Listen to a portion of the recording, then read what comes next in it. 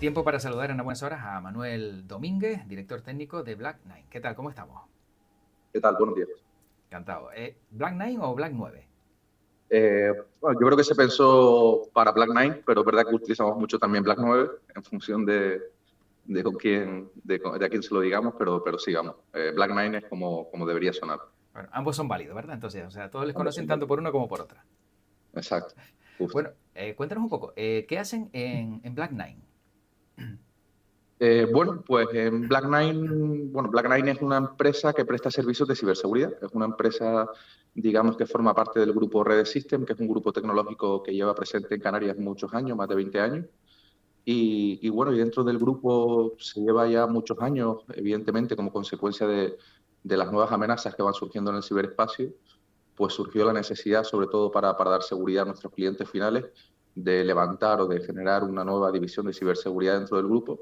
Y bueno, y desde lo que es la propia, digamos, división de ciber que es Black Nine, efectivamente, pues ofrecemos servicios de ciberseguridad desde toda esa capa preventiva, como puede ser auditoría, como puede ser incluso formación y concienciación para los empleados, hasta más esa capa de protección e incluso luego esa capa de detección de incidentes y de respuesta ante esos incidentes en tiempo real para evitar que el impacto de ese incidente pues tenga unas consecuencias negativas en las empresas o en los organismos públicos a los que les ofrecemos y prestamos seguridad en su sistema. Claro, entiendo que dedicándose a lo que se dedican, tienen que estar actualizados al 100% y de manera constante, ¿no? Aquí no es decir, bueno, conozco estas 4 incidencias que se suelen dar, aquí pasa un día y han salido 10 nuevas, a lo mejor, ¿no? Por poner un número. O sea, es una barbaridad la cantidad de actualizaciones que tienen que hacer ustedes al respecto. Exacto, o sea, al final hay que entender que el ciberespacio está en constante evolución y evidentemente las amenazas que están en el ciberespacio igual, y no es lo mismo, digamos, dar seguridad a un organismo público o a una empresa teniendo en cuenta el contexto del ciberespacio del año pasado con respecto al de este año. O sea, al final las amenazas han cambiado, son otras distintas y lo cierto es que en el mundo de la ciberseguridad pues los presupuestos no son ilimitados. Al final cada empresa tiene un presupuesto determinado y en función de ese presupuesto, evidentemente, lo que hacemos es ajustar, entre comillas, sus medidas de seguridad, atendiendo sobre todo, como bien indicas tú, a las amenazas actuales que existen en el ciberespacio. ¿Cuál es la mayor amenaza actual del panorama ahora mismo en ciberseguridad y cómo se puede abordar? Pues la mayor amenaza vamos, el incidente que siempre trae más rompecaderos de cabeza en general, a tanto a dirección como a responsables de IT, es el relacionado con los ataques de ransomware, ¿vale? Al final, un ataque de ransomware, en principio, lo que busca es encriptar todos tus archivos, toda tu base de datos, toda la información que tú tienes de tus clientes, toda la información que tienes de proveedores, incluso tu información interna, la encriptan, es decir, le ponen una contraseña, imaginemos, a todos esos archivos, y al final lo que le piden a la empresa es un rescate, es decir, oye, déjame un dinero y yo a cambio por ese dinero te doy esa contraseña para que tú puedas volver a recuperarte de ese incidente y volver vamos, continuar con tu negocio pudiendo prestar servicios a tus clientes finales. Es verdad que en un principio eso se corregía o se ha corregido desde un punto de vista de ciberseguridad con lo que es la copia de seguridad. Tiene todo el sentido del mundo. A mí me encriptan el ordenador. Si tengo una copia de seguridad de toda esa información, no tengo que pagar ningún rescate. Borro el ordenador, recupero la copia de seguridad y continúo con mi negocio. Pero, como he dicho antes, la amenaza evoluciona y ahora los ciberdelincuentes no piden un rescate por ofrecerte esa contraseña, sino que te piden un rescate y si no cumples o no pagas ese rescate, lo que harán será publicar Uh, todos los datos de todos tus clientes, de toda tu tecnología, de todos tus proveedores, etcétera, etcétera, etcétera. Eso sí Y que realmente, hace mucho más daño, ¿eh? Porque realmente tú pierdes toda credibilidad si tú tienes una cartera de clientes importante o no ser importante y sus datos salen a relucir, claro, ya ahí ya te hacen mucho más daño. correcto. O sea, al final ahí el daño reputacional es un daño con el que juegan muchos los ciberdelincuentes y bueno, y es el que además aprovechan para generar, digamos, esas situaciones de negociación tirando a coacciones, ¿vale? Para que al final el responsable de la empresa pues pague el correspondiente rescate, ¿vale? Es una amenaza vamos, que evoluciona muchísimo. No hablamos de un único ransomware, hay muchísimos tipos de ransomware ahora mismo en el mercado negro, por decirlo de alguna manera. Se utilizan distintos tipos de códigos, distintos tipos de ejecutables de tipo ransomware, y entonces no es una solución, digamos, sencilla de acometer técnicamente. La solución realmente pasa por implementar una serie de medidas de seguridad en todo el sistema de información, desde la propia formación y concienciación de los empleados, por ejemplo. Aquí el dato a tener en cuenta es que el 90% de los ciberincidentes que se producen en casi todo el territorio español son como consecuencia de la intervención humana de un clic o de un correo que ha abierto un empleado, ¿vale? Claro. Y de ahí la importancia de formar y concienciar a esos empleados para que al menos hagan un poquito, ¿vale?, de control en cuanto a esas comunicaciones que todos ellos reciben en el día a día, que son las que aprovechan los ciberdelincuentes para entrar dentro del sistema de información. Correo electrónico, WhatsApp de la empresa, en fin, redes sociales, etcétera, etcétera, etcétera. Sí, que acabas picando porque a lo mejor te lo han puesto suplantando la dirección de un cliente, etcétera, etcétera. Oye, que el pedido no me ha llegado, mira el albarán aquí, picas y seguramente caes y claro, cuando te das cuenta a lo mejor el correo no era exactamente igual y a lo mejor ese pequeño detalle ha marcado la diferencia y te ha echado a perder pues toda esa información. Correcto. O sea, al final, vamos, el problema es que, o el problema incide en que no somos conscientes, ni como usuarios, ni como empleados de una empresa, de un organismo, ni como responsables de ese organismo, de esa empresa, de toda la información que cualquiera puede obtener de nuestro negocio ahora mismo en Internet. Entonces, uno cuando recibe ese correo, pues piensa, oye, pues esta información, como mucho la sabré yo y la sabrá el proveedor. Lo cierto es que no. Si hablamos de organismos públicos, pues hay páginas de contratación pública donde cualquiera pues, puede acudir, ver cuáles son los proveedores de ese organismo público y tratar de suplantar a sus proveedores. Seguramente si me voy al sector privado, muchas empresas tendrán en su página web pues quiénes son sus clientes, con quiénes trabajan más.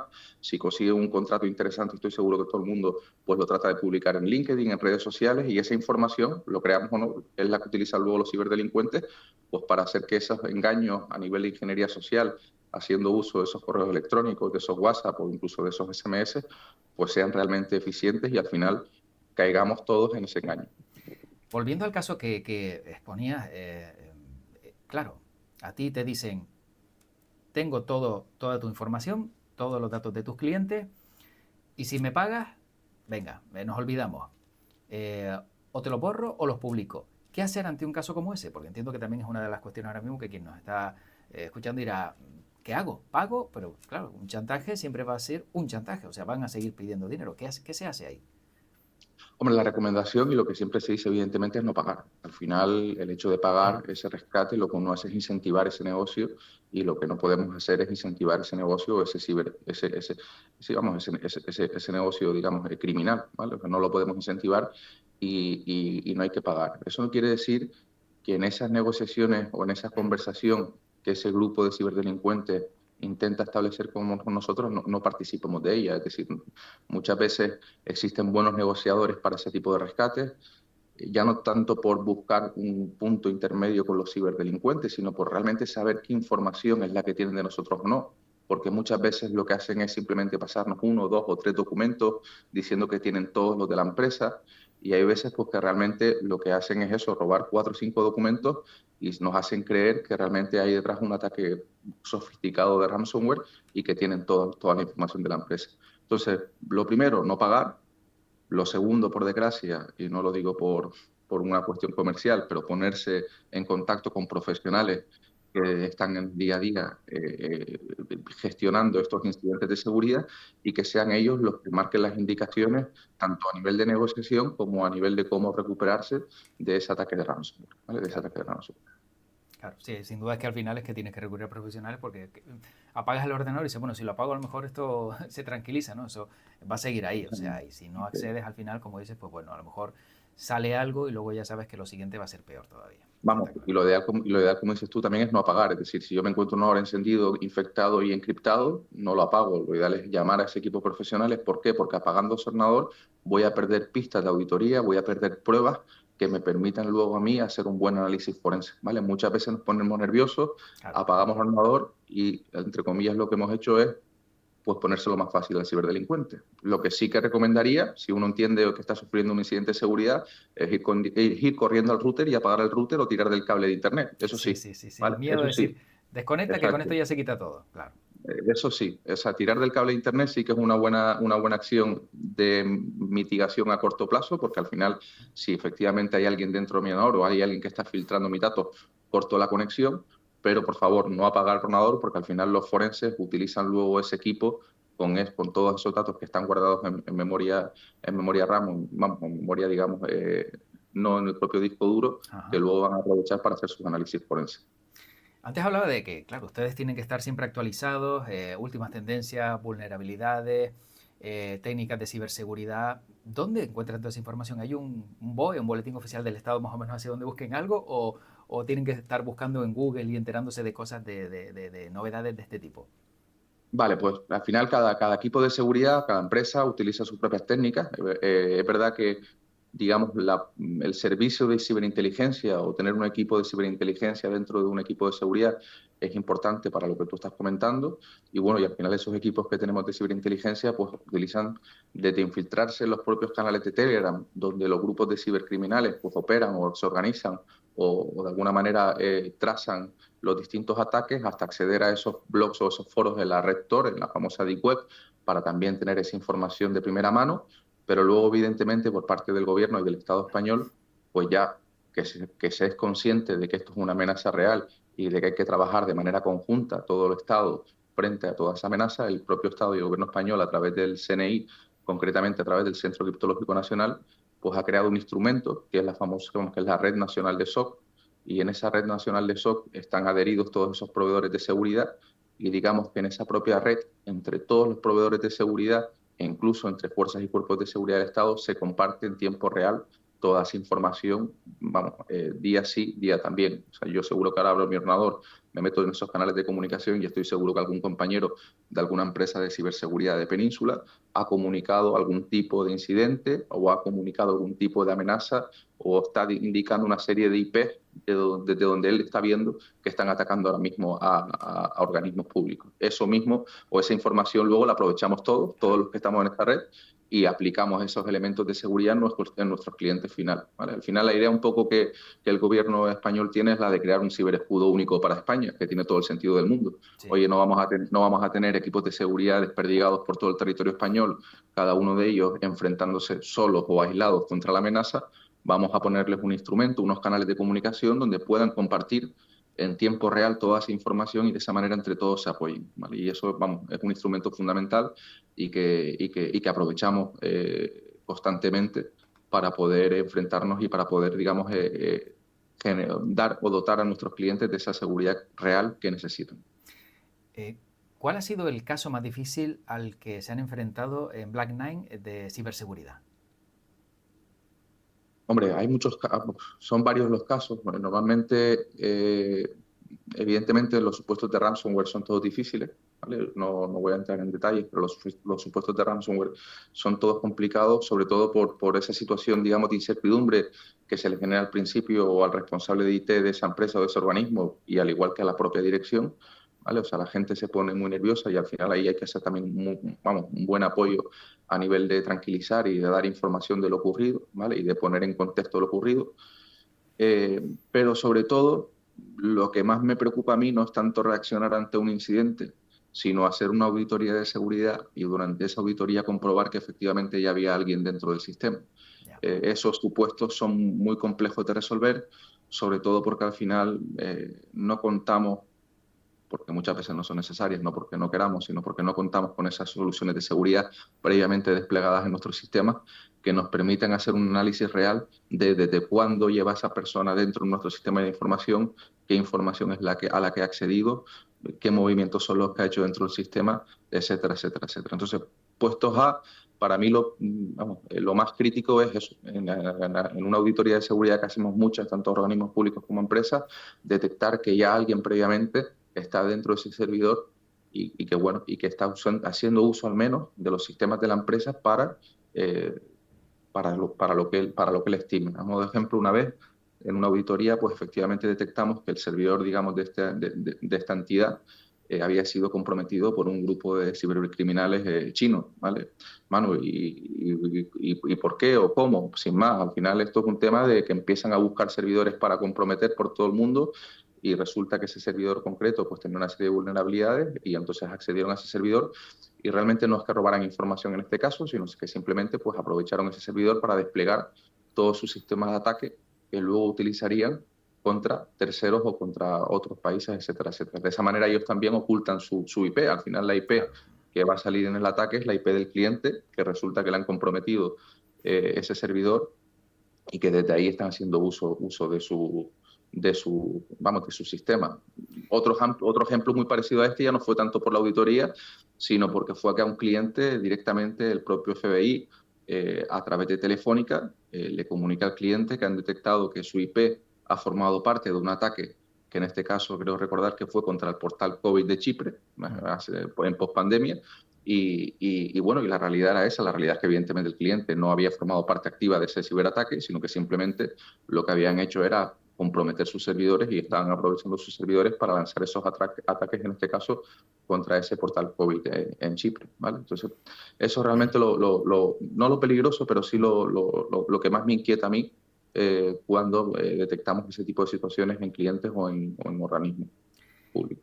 Supongo que también les preocupa, ¿no? La inteligencia artificial y la manera en la que a lo mejor el machine learning pues pueda acceder también a claves, contraseñas. Yo no sé hasta qué punto se ha avanzado, que de repente una inteligencia artificial ve que yo tengo este cumpleaños, tengo estos hijos, con esas claves dice, bueno, pues con esto puedo elaborar una contraseña que a lo mejor es la correcta y acceder a toda mi información. ¿Todo eso está pasando? Todo eso está pasando, todo eso está pasando y se lleva hablando mucho de la inteligencia artificial y de cómo la inteligencia artificial se va a incorporar en todos los trabajos que nosotros hacemos en el día a día, pero lo cierto es que la IA en la ciberseguridad, tanto la ciberseguridad ofensiva como la defensiva, que es la que aplicamos nosotros, lleva presente ya muchos años. O sea, al final somos conscientes desde el día uno que los ciberdelincuentes son que primero retuercen la tecnología y hacen que funcione de una manera inesperada. Evidentemente llevan retorciendo la IA desde el día uno que salió ya hace años y la están utilizando con objetivos maliciosos y con el objetivo, digamos, pues de generar un daño, un impacto mayor, evidentemente gracias a esa automatización que se consigue a través de la IA. Pues no nos queda otra a nivel defensivo que aplicar IA. O sea, no nos queda otra a nivel defensivo que aplicar IA. ¿Para qué? Pues para defendernos de esa IA. Y al final esto se va a convertir en una guerra entre IA, donde van a haber unos operadores detrás de esas inteligencias artificiales gestionando por un lado la seguridad y otros intentando romper la seguridad. Hay un proyecto interesante ahora mismo que estamos desarrollando en gobierno público, el público, en Gobierno de Canarias. Concretamente estamos desplegando en una de sus consejerías un sistema de automatización y de respuesta ante incidentes gestionado exclusivamente con inteligencia artificial. Estamos en la fase de implementación del proyecto y bueno, y al final un poco el mercado hacia donde va es hacia la IA, también en el mundo de la ciberseguridad. Tenemos también o contamos también con soluciones de inteligencia artificial que son aptas para cualquier presupuesto, o sea, no solamente para organismos con un gran presupuesto. Al final eso es como todo, se adapta siempre las soluciones a las necesidades y al presupuesto del cliente. Pero está claro que la IA va a estar ha estado siempre muy presente, sigue estando muy presente y es hacia donde vamos, hacia ese mundo donde al final sea la propia IA la que automatice las respuestas ante incidentes y que digamos que de una manera más eficiente se mitiguen esos incidentes. Porque vamos, no es lo mismo responder a un incidente al segundo de detectarlo, que al minuto de detectarlo, que a la semana de detectarlo o a las 2 semanas de detectarlo. O sea, no es ¿vale? No es lo mismo, porque al final eso es un ransomware, supongamos, también que tiene un poquito de gusano, que igual se empieza a desplegar entre distintos ordenadores, y no es lo mismo que yo lo detecte desde el minuto uno en el que me infecta un ordenador, a que lo detecte a la hora, que igual ya son 10 ordenadores que están infectados, claro, o a las 2 semanas, que me encuentro, pues como ocurrió con el SEPE, con todo el SEPE después de pandemia, con ese ransomware encima, que la realidad fue esa, la realidad fue, y también es notorio y público, o sea, público y notorio, la realidad fue que había una serie de soluciones que empezaron a dar alarmas, no había humanos o no había operadores detrás de esas soluciones viendo esas alarmas, y lo cierto es que al final, pues ese ransomware se desplegó por todo el SEPE como consecuencia de eso, de que realmente, pues, fue muy silencioso, nadie pudo reaccionar a tiempo y cuando ya nos dimos cuenta de lo que había sobre la mesa, pues estaban casi todos los sistemas o muchos de los sistemas infectados por ese ransomware. Sí. ¿Cuál ha sido, digamos, las situaciones más rocambolescas o qué errores ven constantemente en Black9 que se cometen en una red, por ejemplo, de dispositivos casera? Hombre, pues ya no solamente dispositivos caseros, sino también incluso muchas empresas donde al final pues yo le contrato la impresora a este proveedor y me la instala, al otro le contrato los switches, me los trae por aquí y me lo instala, al otro le contrato los ordenadores y me los trae por aquí instala, y ya si me voy a casa igual porque en casa cada día tenemos más elementos de IoT, televisores inteligentes, neveras, etcétera, etcétera. Al final todo eso hay que entender que está conectado a la red. ¿Vale? Que está conectado a la red. Oye, ¿qué significa que está conectado a la red? Pues que si un dispositivo móvil o cualquier persona se conecta a esa red, va a poder escanear la red y va a poder identificar todos los elementos que están conectados a esa red. Y normalmente yo me voy a poder conectar a esos elementos para gestionar esos elementos. ¿Con qué contraseña? Pues si no la cambio, Claro. con la que viene en el manual del fabricante. Y el manual del fabricante lo voy a encontrar en Google.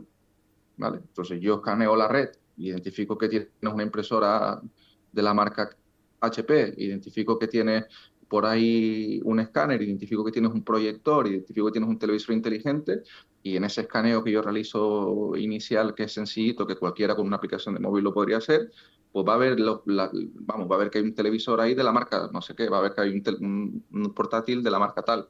Pues me voy a Google, me busco el manual de ese producto concreto y me busco las contraseñas que por defecto trae ese producto, y lo más seguro es que pueda comprometer ese producto sin necesidad digamos, de realizar ninguna otra acción tan básica como la que estoy comentando. Entonces, mi recomendación, que siempre que incorporemos un activo tecnológico a nuestra red, nos aseguremos de que esa contraseña por defecto la hemos reseteado y hemos puesto una contraseña robusta y que bueno, y que solo sepamos nosotros, evidentemente, ¿vale? Que evidentemente. Que es una contraseña robusta para quien no interprete bien qué debe contener esa contraseña. Hombre, a ver, la realidad es que también contamos con herramientas para saber si una herramienta, si una contraseña es robusta o no, ¿vale? O sea, si no me equivoco, yo pongo ahora en Google Kaspersky, porque sé que Kaspersky, que es un fabricante de seguridad, tiene una página web para esto. Kaspersky, cuán segura es mi contraseña, algo así. O yo Ajá. pongo, quiero saber cuán segura es mi contraseña, y hay un par de servicios oficiales donde uno puede poner su contraseña y saber si es el tiempo que tardaría un ciberdelincuente en romperte esa contraseña, Vale. ¿vale? Lo típico es pues lo que todos sabemos, al menos una mayúscula, algún carácter como puede ser una barra, un porcentaje, un número, ¿vale? Evitar utilizar o intentar evitar utilizar palabras que nos identifican a nosotros, por lo que comenté antes. O sea, yo al final, si me gusta mucho el heavy metal, por poner un ejemplo, y cualquiera que entre en mi Facebook es consciente de que me gusta mucho el heavy metal, pues lo más seguro es que el ciberdelincuente que intente romper mi contraseña va a coger una lista de todas las canciones de heavy metal, de todas las Claro. palabras de heavy metal que existen diccionarios ya montados por temáticas, ¿vale? Y lo que va a aprovechar es ese diccionario para intentar romper mi contraseña, ¿vale? Entonces, al final es un poquito de todo, ¿vale? Que no sea algo mío propio, Mm. que tenga una serie de caracteres concretos, que no sea sencilla y que tampoco sea una contraseña que esté utilizando en todos sitios. Intentar Claro. que siempre la contraseña sea distinta para cada sitio, o al menos que tenga contraseñas muy robustas para sitios que yo considero críticos para mí, contraseñas medianas para sitios que yo considero pues no tan críticos, pero que tampoco que sea aquí como una página donde yo me meto para ver un día una simple película, ¿vale? Como hacíamos en la época. Y en su caso, contraseñas más sencillitas si al final lo que yo me quiero dar de alta en un servicio rápido para consultar una cosa, ¿vale? Es un poco la recomendación. Lo que me queda claro es que parece que lo mejor es vivir analógicamente, porque teniendo en cuenta la Eh, cantidad de ricos que tenemos y cada día que todo está conectado a Internet, como decía Manuel Domínguez, da miedo, ¿no? Todo lo que está ocurriendo a nuestro alrededor sin saberlo. Sí, yo por eso incido muchísimo en todo lo que es la concienciación y formación, ¿vale? O sea, al final nosotros en la propia Universidad de Las Palmas de Gran Canaria, junto con el INCIBE, montamos programas de formación y concienciación para alumnos, para adultos. El año pasado creo recordar que recibimos en torno a 15 o 16 colegios, al menos en mi taller, donde les empezamos a formar y les empezamos a mostrar la realidad. O sea, al final yo siempre digo lo mismo. ¿Cómo conciencias tú a la gente de que con bandera roja no se puede bañar en una playa? Pues muchas veces no ponen a la persona fallecida en la playa en una imagen en televisor, tapada, oye, que ha habido un ahogamiento, pues igual hay que empezar a mostrar la realidad del impacto que tiene pues la gestión o la ciberseguridad o la gestión de la ciberseguridad, ya sea en entornos familiares, ya sea en entornos corporativos o ya sea en entornos del sector público. Claro. Y eso yo creo que hay que mostrarlo desde temprana edad. Yo tengo dos hermanos pequeños de 15 años y se los muestro día sí día también, todo, o sea, desde cómo esos datos se publican y se venden en la red Tor para que sean conscientes de que eso es una realidad y de que no es algo que queda lejos en las películas de antaño y que eso a mí nunca me va a tocar. Y así con todo. Concienciar, formar, que la gente se dé cuenta de los riesgos que existen en este nuevo mundo, que además que como consecuencia evidentemente de la pandemia y de la transformación digital acelerada, pues a todos se nos ha puesto encima, nos los hemos tenido que comer, tenemos que de alguna manera interactuar con las administraciones públicas sí o sí a través de los medios digitales, pero es verdad que por contra nadie nos ha explicado cuáles son los riesgos. Nadie nos ha dicho, oye, por dónde tenemos que ir y por dónde tenemos que caminar. Oye, ¿por qué calle de la ciudad puedo ir por la noche solo y por cuál no puedo ir por la noche solo? Pues todo eso que aprendíamos poco a poco a medida que íbamos creciendo y que seguro que nuestros padres nos iban indicando a medida que íbamos evolucionando como niños, pues esto no se ha hecho en este lado. Muchos hemos aprendido a base de caer, esa es la realidad. Vamos, Claro. yo creo que ya no hay casi nadie que se haya salvado de haber caído algún día en un phishing o de estar recibiendo constantemente SMS. No está claro que es una buena forma de formar y concienciar, que al final todos caigamos, pero bueno, a veces caemos en una estafita de 20 euros y otras veces pues la estafita no es de 20 euros, sino que ya son de miles y miles de euros y duele mucho más, y duele Sí. mucho más. Bueno, lo que está claro es que, como bien dice Manuel Domínguez, director técnico de Black Knight, hay que informarse, hay que buscar profesionales y en este caso agradecer toda la información que nos han brindado hoy aquí en Buenas Horas, porque la verdad, sin duda, pues, con todos estos pequeños detalles ya tenemos un poquito más claro todo lo que está ocurriendo a espaldas de nosotros, pero que tenemos que tener en cuenta y que tenemos que siempre pues, observar de manera muy directa porque en cualquier momento nos puede pasar. Muchísimas gracias por toda esta información.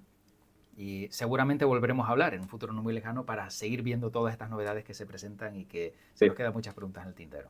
Muchas gracias por la oportunidad, porque de verdad creo que esto es importante y que creo que es importante, ya no sea porque ya solamente porque lo hable yo, hay otros grandes profesionales también en Canarias que forman y conciencian en ciberseguridad a muchos organismos públicos y a muchas empresas, pero sí que creo que es importante que hay que apostar por ello. Sí que tenemos que empezar a hablar de esos riesgos, a hablarlo en familia y a compartirlos y bueno, y a tratar de eso, de crear una cultura de ciberseguridad, entre comillas, en la sociedad y conseguir ir un pasito por delante, aunque sea de los malos y de los ciberdelincuentes. Exacto, que Así son que, muchos, son muchos. Muchísimas exacto, que son gracias. muchos. Hasta una próxima A ti. ocasión. Muchas gracias. Chao. Hasta Hasta luego. luego.